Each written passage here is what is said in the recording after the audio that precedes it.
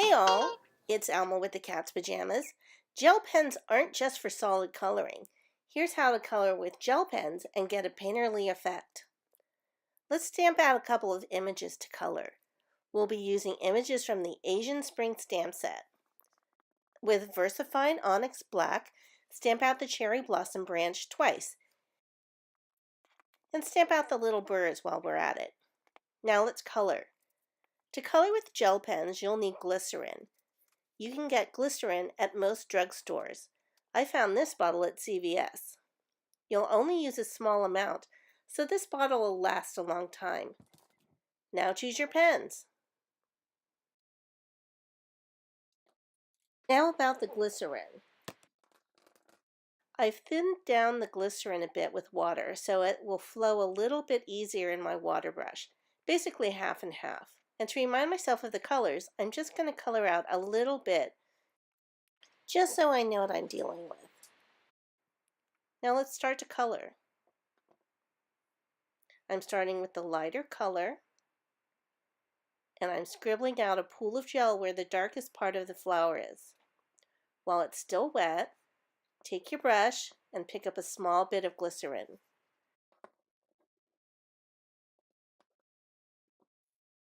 Place it in the pool of ink and draw out the ink.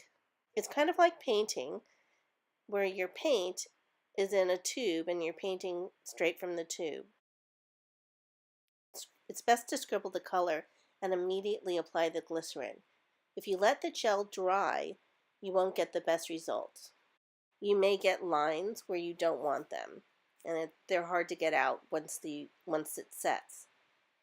So now I'm going to continue coloring, adding different colors as I wish.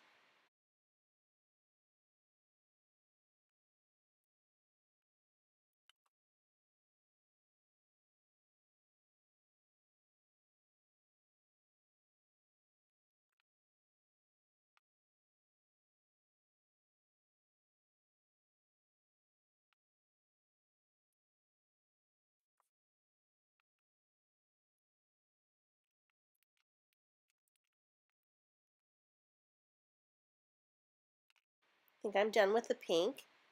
I'm going to start in with the darker pink where the shadows are.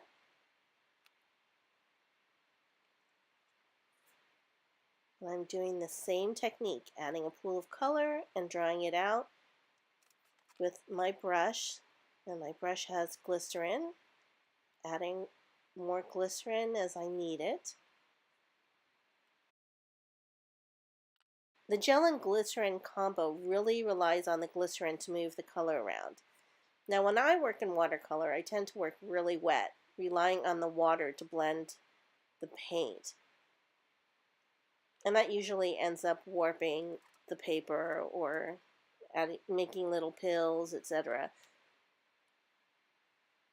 Now for this technique, there's very little water with the glycerin, so you don't really have to worry too much about your paper warping. And the ink dries really fast, so you can color next to what you colored without pulling out the hairdryer or waiting for it to dry very much. You still have to wait for it to dry, but not as long. Now I remember getting my first gel pens, and while I love the bold color and the sparkles in the ink, I didn't like how long it took to color an image. Basically, you had a little ballpoint pen and you were coloring an image. And I didn't like the scratches in the ink that the pen made. Now this technique is more like painting, and the results are pretty close to watercoloring since you're thinning the color out and you're drawing it out and you're leaving white spaces. And if you color with the iridescent gel pens, this technique keeps the sparkle. So you end up with a pretty glitzy looking item without having to add like a wink of Stella or whatever. And the ink is pretty transparent. Unlike watercoloring, after you color, the ink doesn't dull the ink of the stamp. Now I think this looks really good. Now I was cutting out the branches and realized the birds would make more sense sitting on the branches so that we don't have to worry about cutting out those tiny little guys separately. So I'm just going to stamp and color and go back to cutting.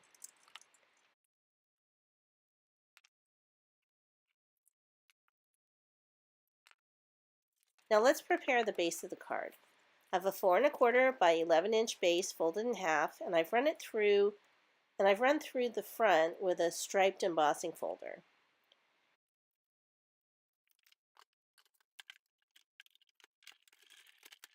I've used a square stamp cut-up die to cut the main die in cream and the center from patterned paper.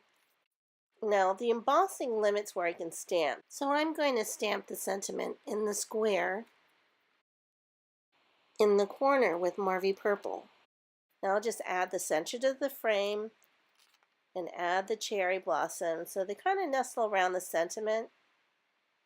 And I'm using foam tape on the back of the square stamp cut up just to give it a little bit more height.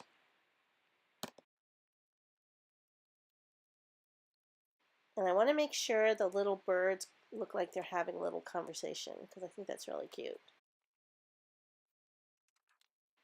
Now for a bit of texture, I'm going to add this twine bow.